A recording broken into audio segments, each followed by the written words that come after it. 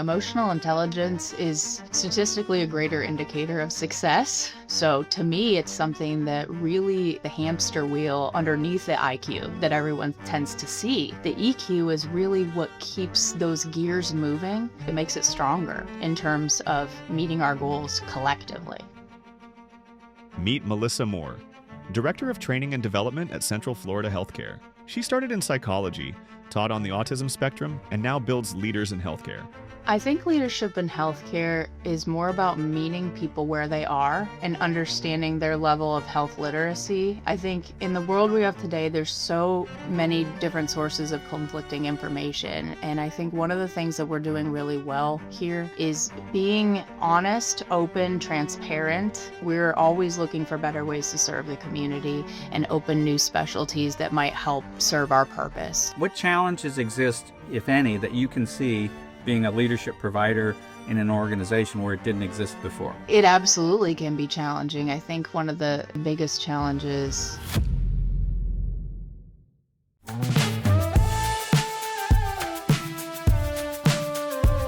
Welcome to the podcast, everybody. Today we have a very interesting guest, Melissa Moore. We call her Missy, and she is from the healthcare field and has a very interesting background on leadership in that specific field, which is so vital today. Welcome to the Jointcast, Missy. Thanks, Jim. Really happy to be here. We've had a series of recent podcasts where we're really kind of on nerd or technical tracks, and now we're on a different track, which is much more focused on people and something very vital, their health. Tell us your story. You've got a very interesting background, and I think when someone writes that they care about the neuroscience of personality, that kind of perks my ear up. So tell us how you got to your most recent position, and stop perhaps along the way when we connected when you were at WellDyne. Fantastic. So I actually got started by going to school for psychology. I've always been interested in psychology and what makes people tick and just really human behavior and how it affects us all and how we grow. And so I ended up going into that field with the intent of going into like forensic science and criminal profiling. As I went into school, I delved more into the psychology behind advertising and marketing. So I ended up switching my major to communication and media studies with a focus in advertising at Penn State. And I ended up graduating with my bachelor's in that.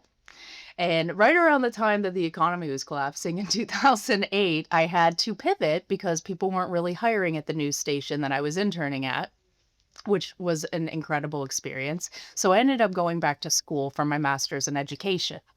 At that point in time, I got a job working with autistic children, and I worked with autistic children for a little over 5 years while I was getting my Master of Education at Edinburgh University. I fell in love with learning. I have always been a learner myself, and so it's very important to me to continue my own growth and self-development, but I love that I could kind of see that flash of light in people's eyes, and it started out with children. I started out teaching in the autism sphere more of like behavioral therapy. And then it morphed into English language arts in middle school. And when I moved to Florida in 2013, I ended up teaching high school and advanced placement, language and composition. So as I continued my journey, I worked in a few different high schools down here in Central Florida, and I started coaching new teachers. From there, I moved into a curriculum resource teacher, which is basically an administrator that helps new teachers and existing teachers with their curriculum development and their discipline and how to create an engaging environment, basically, in which to learn. And I fell in love with teaching adults. And at that point, I knew that I wanted to return back into the corporate workforce. And so it was around that time that I was introduced to Clifton Strengths and to the concept of Enneagram, MBTI, DISC, and a lot of those personality typing, neuroscience-based tools that people use to better get more satisfaction out of their life. And I became really kind of like immersed in that aspect. And it just kind of calls back to what I was interested in high school. And I thought, wow, this is kind of coming full circle here, right? And from there, I ended up meeting you, Jim, when I worked at WellDyne, which was my first position back after I went into the education field. This was my first dip my toes back into corporate after all that time. And so around the time that I got into that, it was right before COVID hit. And so I always look back and I find that to be just so poignant, right? Because so much has changed since then, and we were going through so much change at the time. When I started working at WellDyne, which is a pharmacy benefit manager in a mail order pharmacy, we ended up having to adapt within a couple weeks, honestly, or even less when COVID hit. We couldn't do any training on site anymore. We had to put everything online, and it was a huge learning experience for our entire team.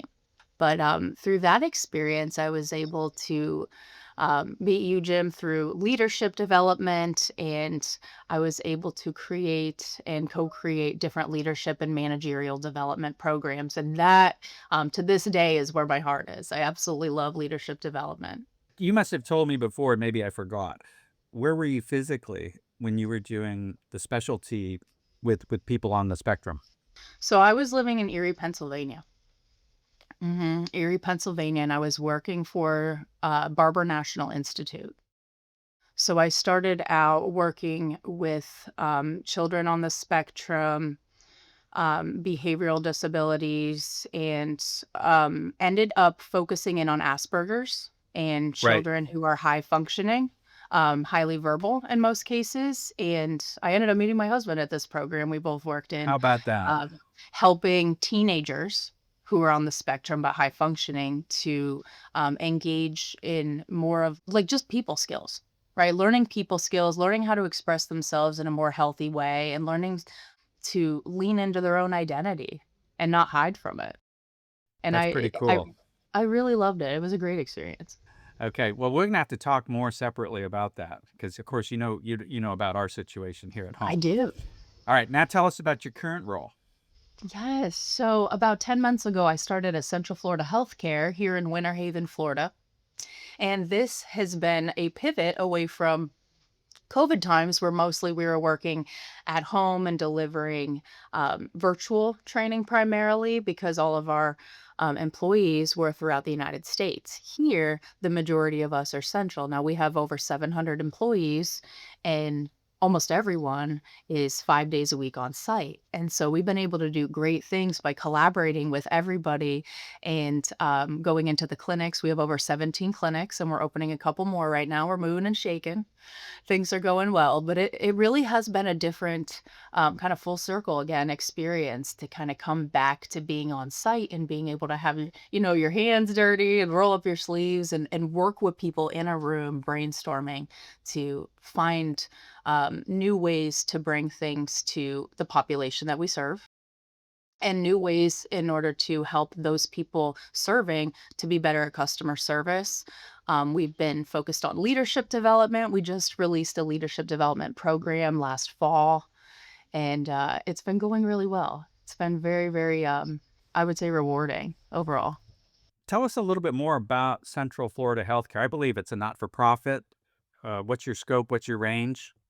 Yes, absolutely. So it's a federally qualified health center. So we get aid from HRSA, and we're governed by HRSA and the Joint Commission. And so what we do is we remove barriers to care.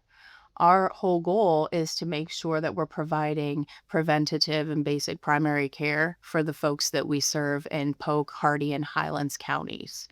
And so, to that end, we've been trying to expand our services offered and get our name out there a little bit more. And we do all sorts of things for the community, like handing out food for charity and just a bunch of community events. You'll see us pop up everywhere. And you mentioned leadership development. What's your specific role now? Are you in an HR role? Are you a trainer? How do we describe your role within Central Yeah, Florida so Healthcare? I'm the director of training and development here. It is the same job that I had over at WellDyne, but over here it kind of has a slightly different function. Our training roles are a little bit different than over there. Over there, it was mostly an instructional design learning specialist type of hybrid with a primary focus on virtual delivery. Over here, all of the trainers trainers on my team are specialists. They've been with the company, most of them for a very long time. They have risen to the top, the cream of the crop, and been able to move up into the position of now mentoring and training others who come into the company and who also want to be upskilled. So I'm very lucky to be working with a very talented team of folks who are each the best of the best in their field. And we work to not only help with leadership development, but customer service, software education, efficiency, and strategy. You started answering my next question, I think, Missy, Yes. because and you know this as well. Often when we're talking with an organization about leadership, or a client may say, "Oh, we take care of that in our training," and then you find out when you look a little closer that what they call leadership training is often everything but leadership training. It's compliance stuff. It's onboarding, and maybe towards the very end of the training, you'll hear about 5 values that are plastered on a wall and you never hear from them again. Can you comment at large, both in the past and now, on leadership in healthcare in general? I think leadership in healthcare is more about meeting people where they are and understanding their level of health literacy and their commitment to themselves and their families and just kind of helping them move to the next level to be able to take care of themselves and their families. I think in the world we have today, there's so many different sources of conflicting information. And I think one of the things that we're doing really well here is being honest, open, transparent, and helpful, right? We're always looking for better ways to serve the community and open new specialties that might help serve our purpose of getting rid of these barriers to care. So, without it, disclosing anything privileged, can you give an example of where perhaps someone came to your organization and perhaps didn't have that clarity, and by your engagement or by the training offered that Yeah, I helped? absolutely can. So we actually have a role called the navigator, and we train them with our patient front facing roles, which includes like our front desk and our health center administrators. But we have a very unique position called the navigator. And what that means is that this person's whole entire job is to connect those people who might not have the health literacy that they desire in order to make sure that they can understand and navigate their insurance plans, their healthcare needs, understanding the preventative care schedule, and even helping with their children's needs as well. We actually have a medical dental integration service here that we have like a first touch point with the adults that come in, that we get them to we get their children to see a dentist for the first time, and we have that conversation about preventative care, dental health, and kind of what that timeline would look like for those parents so that we might educate them and educate their children and get them, early on to see the benefits of keeping up with those sorts of things. So the navigator's job is basically to help them to see and connect them with those resources that the community and that we ultimately provide for them. And that could mean getting them rides to their appointments. That could mean giving them reminders. We celebrated a woman's 101st birthday at the clinic a few months ago. And so Wow. it's really cool to see the connection that our employees are able to make at the clinic level with these patients, some of whom have been with us for decades. And I'm curious, because you're in a you said 10 months. Was there an existing leadership program there, or are you the person creating it? So there wasn't one. I collaborated with the outgoing person who is actually my mentor in the past. It was a really special time for us to be able to work together for a few months while we transitioned over before she retired. So the two of us collaborated on creating a curriculum that's much like what you would see in the higher education institution level, where it would be like a 100, 200, and 300, where we scaffold the learning from basic HR kind of managerial duties all the way up to things like project management, business acumen, presentation skills. It's almost like a mini MBA, but we collaborated to get that off the ground. When she retired, we started the program, and we have been going for, we started in November, I believe. And so we've had about 4 to 5 classes offered on site since then to our group. And we've had several attend, and we're very excited. A few of them are getting close to graduation.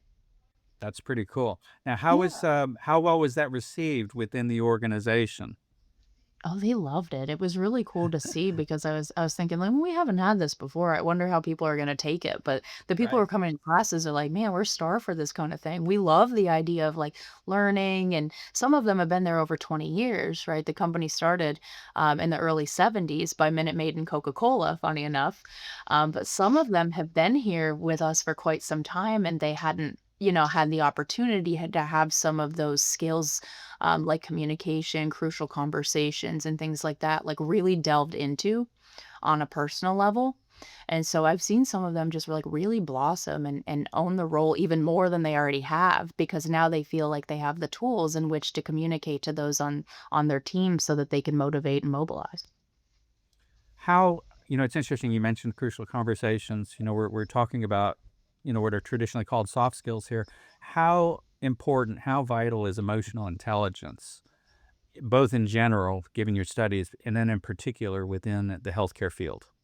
I think it's everything. Emotional intelligence is statistically a greater indicator of success, as you probably are aware of, than typical IQ. And when I found out about that, I'm thinking, wow, I couldn't believe that it only just recently became popularized in corporate culture in the early 90s. So to me, it's something that really is like the hamster wheel underneath the IQ that everyone tends to see. The EQ is really what keeps those gears moving on an interpersonal level so that we can better all understand one another and sort of arrange. I'm using Clifton Strength's term here, but arrange kind of like the roles and where we all are, in terms of each of our expertise, and better put them in a strategic way that we can accomplish our goals greater. So that all stems from emotional intelligence for me. I really truly believe that it all begins with self-awareness, and that it doesn't stop at self-awareness. Self-awareness is a continual journey throughout our lives. And the more we understand ourselves and the more open we are to being vulnerable about how we're thinking, the more we invite in alternative perspectives and start to have a greater appreciation of what these people are seeing that we might not see. And altogether, foundationally, it makes it stronger in terms of meeting our goals collectively because we all have these insights that we weren't privy to before. You had mentioned that the people who are graduating, if you will, or near completing courses that you've implemented over these last 10 months, what kind of feedback, what kind of outcomes are you getting as a result of that, particularly with regard to emotional intelligence? They want more. They're always asking for book recommendations, and I'm happy to give them, Jim. You know I love to read.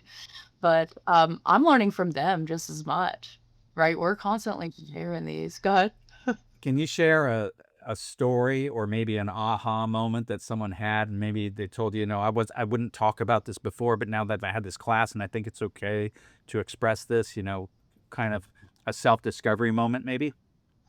I can. I'm thinking back to the Enneagram, if you've heard of the Enneagram, which I coach in tandem with Clifton Strengths as being the why and the how behind why we operate the way we do. And so about a month ago, I had the class of Enneagram, which is a level 300. So they had to have EQ for better relationships as a prerequisite. It was very important for them to understand kind of how that's broken down in the quadrant system.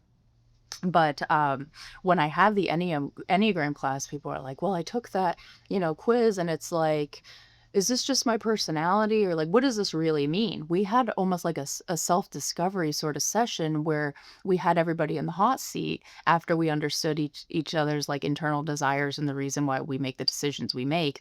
I could see, like, the light bulbs going off and them owning it. But what truly, like, moved the dial was when they came back and told me, some of them, that they tested their entire team to find Ah, out what makes their entire team tick. And when I found out that our one of our gentlemen who's the manager of our call center, he did it, and he has tons of people on his team, and he did it for all of them. He came back and told me, like, a light bulb went off. I was able to see, like, what makes these people tick, and now I'm kinda understanding why they bring certain things up, why certain people don't wanna talk about certain things, um, even down to how people are motivated and how people like to be praised, which is interesting too, because we all think like everybody wants their name in lights. And that's not the case. no, it's not. Some people like to have that one on one, that truly relational depth. and understanding, the nuances and why they performed well. They want to know truly, on a one-on-one basis. And so having their name in some, newsletter shouted out doesn't really matter to some people. And so I think for some of these managers and directors who took this class, they're starting to realize like not only why they say and do what they say and do, but they're starting to have a new appreciation for why their teams say and do the things that they say and do. So that has been really rewarding to me to kind of see them grab this concept and truly like embrace it and run with it and to see how much that's made a difference in empathy.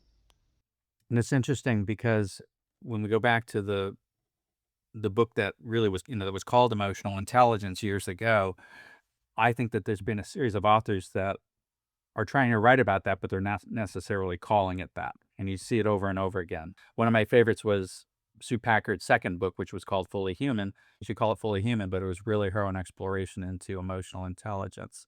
Now, these new realizations, how is that helping people, say, to cross collaborate? How's that working out? Do you have different divisions or groups when there? Are you affecting their ability to collaborate through this training? Yeah, so I've actually done it in 2 different ways. I've done, like, homogeneous grouping and I've done heterogeneous grouping, meaning that I get people who think alike together for certain scenarios and case studies, and because 'cause I'd like to see kinda, like, how cyclical their thinking may or may not be, and then also to have a heterogeneous grouping, meaning that I have several from different personality types in one area and kinda in real time seeing that, outward processing go on, even with some of the group members who aren't traditionally external processors, and just seeing how the rest of that ends up, playing out in the dynamic of the team. Very, very interesting to see that, but it's been interesting to just get them one-on-one and talk to them because 'cause they're learning so much more about themselves on a deeper level and how they manage, and I think that that's really the first thing that we need to look at intrinsically is how are we acting? What kind of attitude are we putting out every day? What could we do differently? Having that self-awareness as a leader is just crucial. How much of the campuses have you been able to touch so far? I've actually been to all of that. I've been to all 17 sites, and I'm looking forward to, the new ones that are coming up here in a few short months, but, when I got hired, I was able to go on the grand tour, and I've gone back to a few since this has happened, and it's interesting to see it, live and in person and how people are interacting with the patients. So, because you said, I think 3 counties Yeah. for Central Florida. What are the counties again? Polk, Hardy, and Highlands. Is that expanding? At the moment, it's expanding within those counties, but we have the potential to expand outside of that as well. But like I said, we started in the 70s and we have just been growing exponentially ever since. We're looking at a few other sites that we can't say just yet, but we're looking for a few other communities that we'll be able to serve that would expand our services. And that tends to be what we do is to look to see which areas don't have access to, this primary care and preventative care and finding out how we can touch those communities. Now, I'm curious from a practical standpoint. Let's say there's someone local in the audience, or maybe it's someone new or someone young. Is yours a service that someone needs to, say, have insurance coverage and they engage you? Do they just walk in the door, someone who has no insurance and says, "Can you help me?" How does that all work? So we have what's called like a Polk non-member plan, and we also do sliding fee scale for those who might not be able to afford certain prices. So upon entry of their income, tax stubs, whatever pay stubs, tax information, we're able to help to see if they are able to qualify for a discounted price. We do accept a lot of Medicare and Medicaid patients.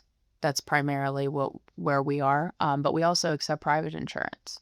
Okay, so anyone can engage you. Yes. So, what challenges exist, if any, that you can see being a leadership provider in an organization where it didn't exist before? Being a leadership provider in an organization that it doesn't exist before, Where the because you said when you came in, the leadership training didn't that we didn't have exist, one. and Right. now you have it. So, can that be challenging? It absolutely can be challenging. I think one of the biggest challenges is getting people to take time. because we are in a busy environment. Healthcare is nonstop, right? It doesn't stop just because, we're closing down for the day. Doesn't stop there. So just kind of understanding that it's different, that we go through different seasons, right? We go through some busy seasons, some not so busy seasons, getting people to see that this is important, that we have to schedule it in like a priority, right? And we have to be, I guess, more aware of how we're budgeting our time is one of the lessons we've been learning, is like, where are we spending our time? Kind of like the Pareto principle, right? Are you spending your time on the things that are going to make the biggest impact? I think the challenge is that we've been in the program for a few months now. And as we're gearing up toward, a more busy season, I see not as high of enrollment as I did in the fall and in the winter, because things are getting busier. And so kind of redirecting back to what I can do to make these classes more accessible, more available, and also doing my best to provide resources outside of the curriculum. And that could mean books that they could read, book meetups that they can attend. And we even include some online resources and some local speakers that they can go see. It sounds like you're in your sweet spot right now. I like to think so. It's been really fun. I really enjoyed this company a lot. So, how does someone find you? How does someone find your organization? So our organization is cfhc.org, Central Florida Healthcare. We'll be able to find that in the show notes. Yes. Okay. Thank you for sharing your story with us, Missy. I think it's very interesting. I think you're saying something that I've heard in a prior podcast where in the past we focused on the hard skills. And I'm thinking of medicine and all the delivery and all the formal training for something like that. And given your background to where you are right now, I'm hearing again that the soft skills, if you will, are the new hard skills. Well, let's get that on a bumper sticker, Jen. Okay. All right. Thanks so much, Missy. And I look forward to connecting with you again in your new role. Cheers. Thank you for having me here. I've appreciated the time.